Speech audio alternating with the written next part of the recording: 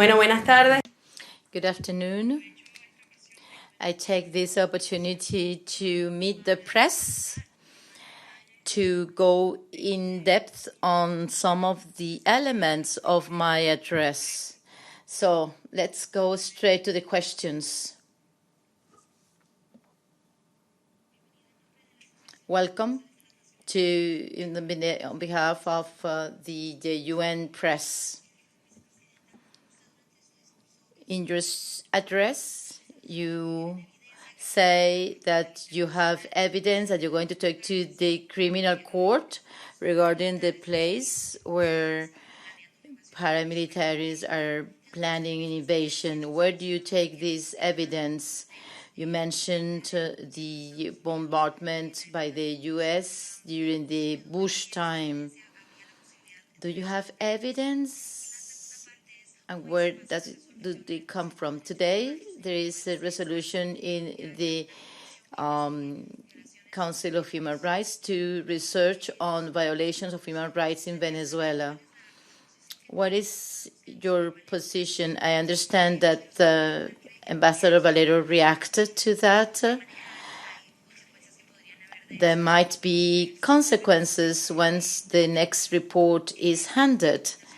In the UN, you mentioned you have the platform to speak out. So several questions there.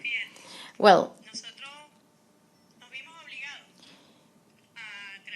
we were forced to bring to this UN Assembly actual evidence. Mr. Duque, 2 days ago, came here to lie, given to an investigation of the photograph presented by Mr. Duque. We realized that there were many lies. First of all, we have instructed Mr. Arriaza to protest this map. Here we have the Essequibo territory, and it has to be settled according to the Geneva Accord of 1960. 48 hours, we have that these photographs belong to Colombia. This denunciation was made at the time of President Chavez, and we demanded to give us precisions, and they don't give any further information because they are lying. We have sent evidence to the Colombian government, and we have urged them to conduct investigation, thorough inquiry. In Colombia, they has as a refugee someone requested by the Venezuelan authorities for murdering a child, but also evidence of his participation in the coup attempt and assassination attempt against Maduro with drones. The attempt to murder a number of high officials, and also ambassadors were present in that event where the attempt took place. This person has received asylum. He is a refugee in Colombia, which is a clear violation of the Security Council resolutions. So we have complained through the mutual cooperation, legal cooperation, police cooperation. We have presented the evidence. However, the government of Mr. Duque tries to disguise the low popularity he has in Colombia, and he's resorting to the aggressions against Venezuela to conceal the situation in Colombia. They are currently in clear violation of the peace accords, and Venezuela has been a victim of a long war. We have 6 million Colombians living in Venezuela today, fleeing war in Colombia. However, the world media machinery, they ignore these evidences. Always, we send to the International Criminal Court a video with the confession of Mr. Nandito, a leader of a paramilitary band, Los Rastrojos, whose a family were assassinated once the leaders of this band knew about the capturing of this person. So we have here the evidence. We can show the evidence to the world for any independent inquiry. So I guess the Colombian government should be the first to be interested in this evidence, because the Colombian state has the obligation to safeguard the borders against irregular drug trafficking and paramilitary organizations.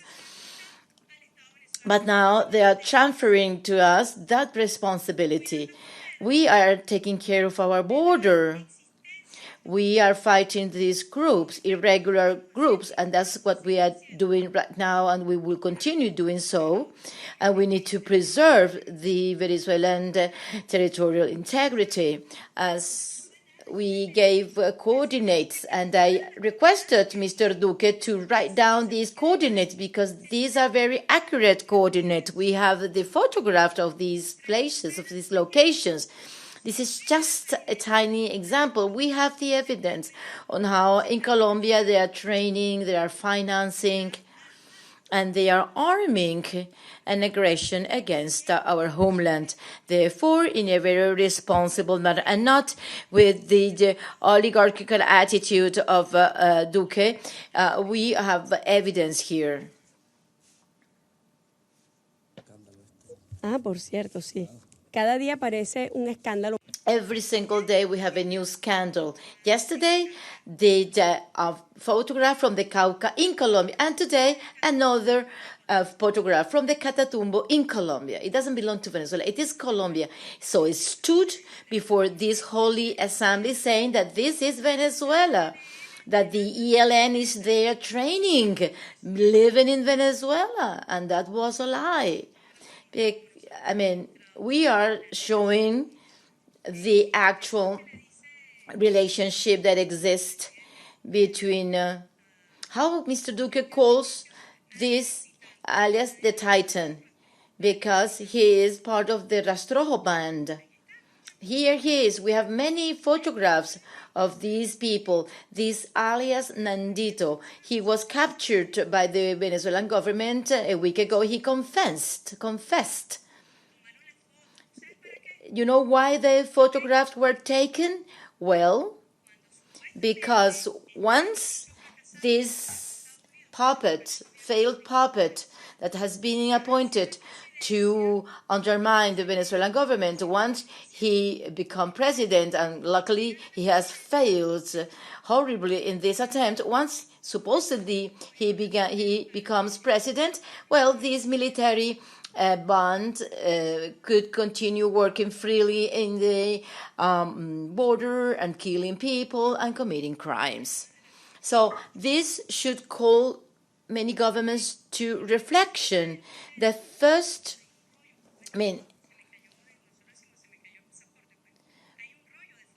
we have many photographs, and there we see the confession, the full confession of this leader of the Rastrojos band, paramilitary band. And these paramilitaries killed his family when they learned that he had been caught by the Venezuelan authorities. The real evidence, these are no lies. We are not respecting the UN General Assembly with lies to organize a show against Venezuela. This is not what we expect from the world's leader. We expect that this organization be respected, and we work for this organization to be respected, because the weak people subjected by factic powers, media, financial, political, we only have this legal space where we can work. So we will continue working in this end. Regarding the Lima cartel, I have this family anecdote. In my mother's house, there are many parrots, and they repeat all the time the same thing, but they don't think. And when I see the Lima cartel, I think of the parrots. They repeat the same script, a nonsensical script. and they are also a political and diplomatic failure. The Lima cartel has been totally defeated. They wanted to obtain something in the Human Rights Council, but they were defeated. Whereas yesterday in Venezuela, they were successful in obtaining a statement ratifying the safeguard of human rights. And in this unequal world is a minority. The minority world that's trying to give life to this deputy that in the eyes of the Venezuelan people, he is nothing. He's a no event.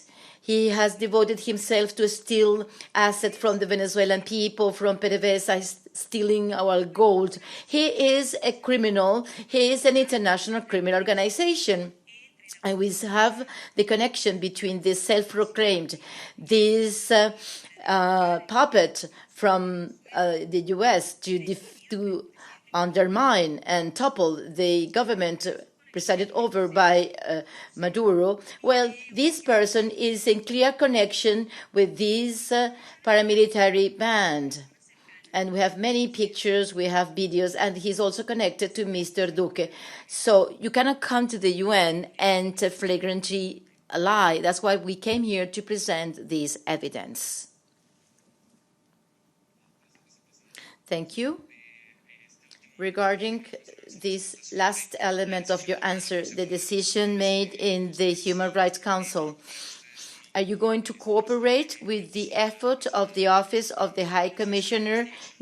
Of course, we signed a memorandum with the Office of the High Commissioner for Human Rights. And there we have the parameters of cooperation with the legitimate and constitutional government of Venezuela in the framework of the respect of our sovereignty, and you can have it available for you. Yesterday, Mr. Maduro said that if the Oslo dialogue is activated, we are ready to work in this framework. Is the government going to ask Noruega to continue a negotiation with the opposition? President Maduro has never withdrawn from this initiative. He met with the Norwegian delegates, and there they discussed about the dialogue facilitated with this government. But first, dialogue has to be sovereign without foreign intervention and meddling. And no one can enter a dialogue and political dialogue with a gun to your head. So we have requested the extremist opposition in Venezuela to go back to the Norwegian dialogue. Maduro has always fostered dialogue. On 16 last, we signed with the members of the opposition of Venezuela. We signed an agreement, and we are part of that national dialogue, and we reached an agreement, and we are already working on those agreements. So it has been clearly and repeatedly demonstrated the willingness of President Maduro to create as many dialogues as possible in order to preserve the tranquility of Venezuela and to preserve a healthy development by rejecting the coercive, unilateral, illicit measures taken. And I spoke about this in my address, and the consequences of those measures on more than 34 sanctioned countries. And it's become the big business for the financial sector. Just with touching a button, you steal $2 billion without launching a bomb. But the result is very pernicious. And we saw the statement of the U.S. spokesperson saying that the agony should be increased, suffering should be increased without food or medicine for the people. So the best place to alert and to denounce these measures than here. And because tomorrow the United States could say, okay, I'm going to punish that country that is a rebellious country, or we need to change that regime. We push the button.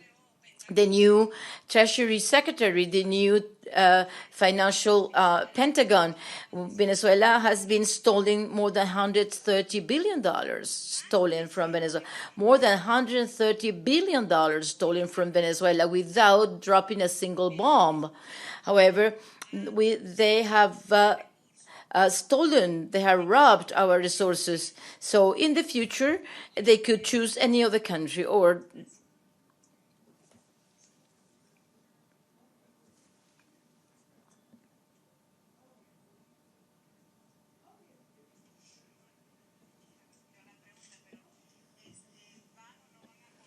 are you going to cooperate with the independent mission?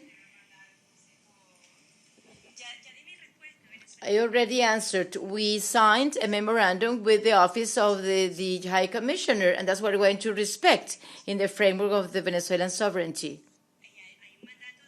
There is a mandate of international cooperation. Yesterday, we approved a resolution. They approved a resolution where countries respectful of the legality approved this. I'm telling you that we are going to respect what we have agreed on with the Foreign Minister and the High Commissioner of Human Rights.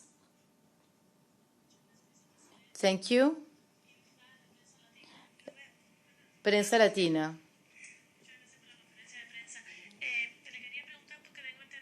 I understand that in Venezuela, you have collected millions of signatures against unilateral sanctions, also in Cuba and France. You said that you were going to present these signatures. Could you give us some details on what other mechanism could be launched here in the UN? Thank you. Thank you to Cuba, which contributed to these 13 million signatures in a protest against the U.S. government aggressing our people, aggressing poor nations in the world.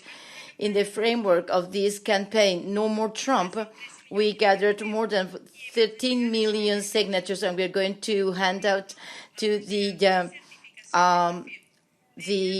Secretary General the certification of these signatures, and they will remain in Venezuela.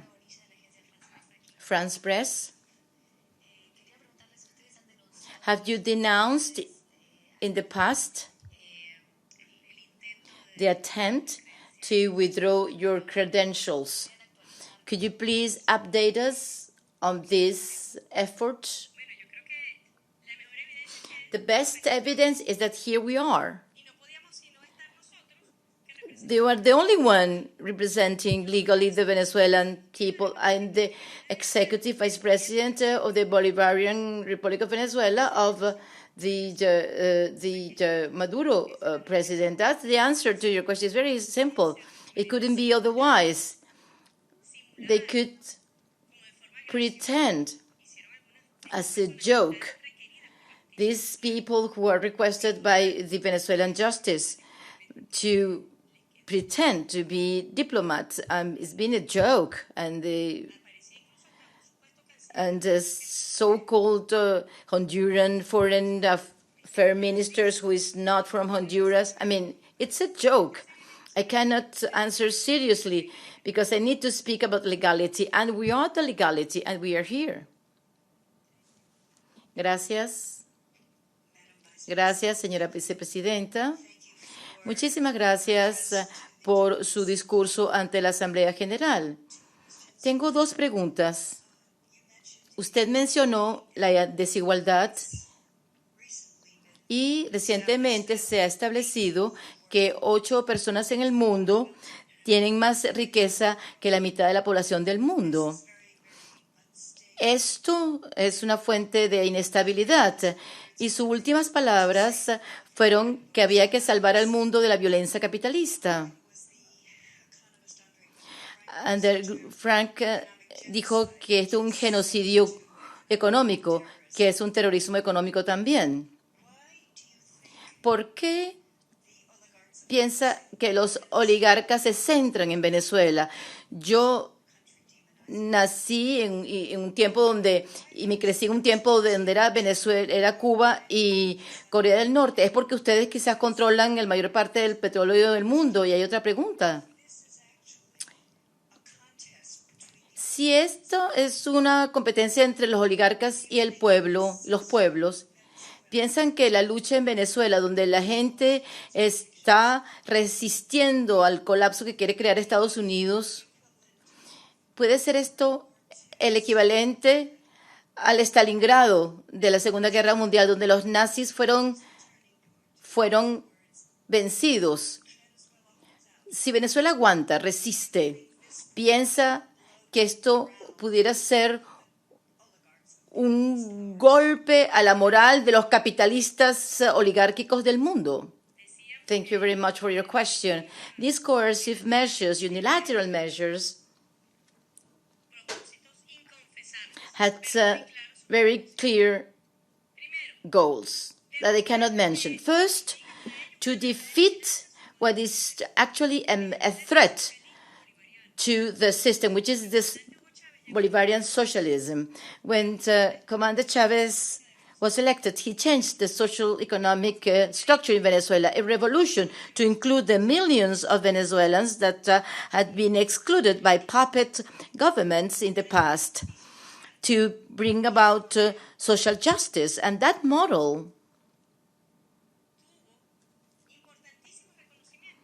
was widely recognized by this organization.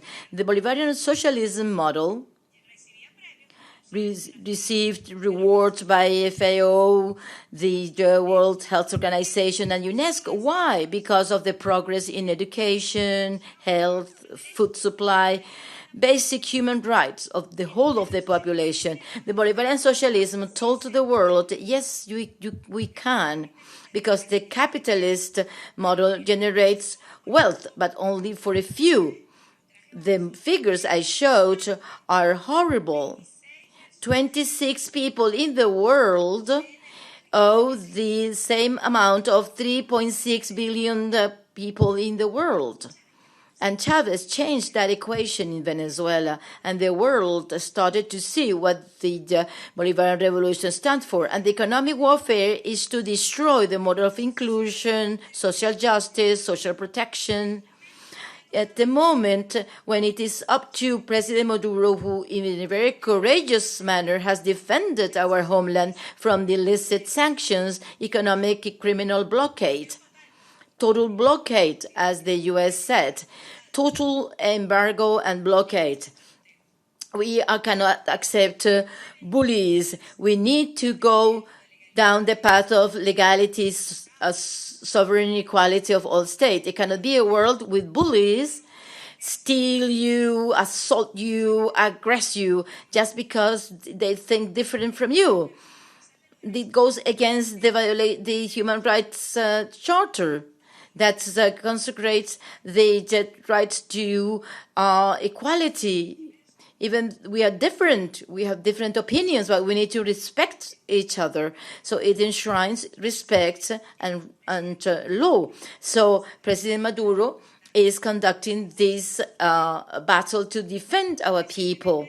Recently, he created the plan to help the victims of the economic warfare and the criminal blockade. Why?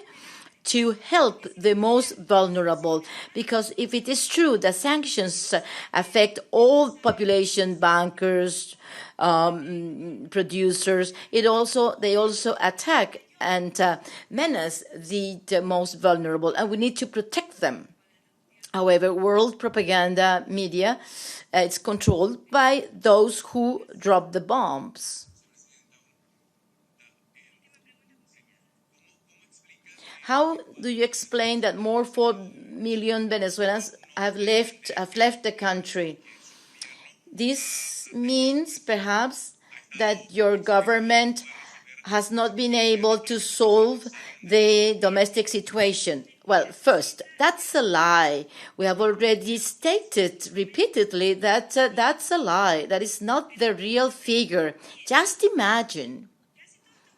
Almost all the government of the Lima cartel as parrots, they index human development is far below from the Venezuelan development index. The index of equality is horrible. It's among the most unequal countries in the world. So I wonder, Colombia, for instance. Venezuela has received important daily migrant flux because they have a war in Colombia every single day. I welcome you to Venezuela. We have a sit room, and there we have the cameras on the bridge, and you can see that in real time. As a journalist, go there and see on real time what is going on that bridge between Venezuela and Colombia. The Venezuelan migration is an economic migration forced by the illicit sanctions, not by a war. And it's not this figure.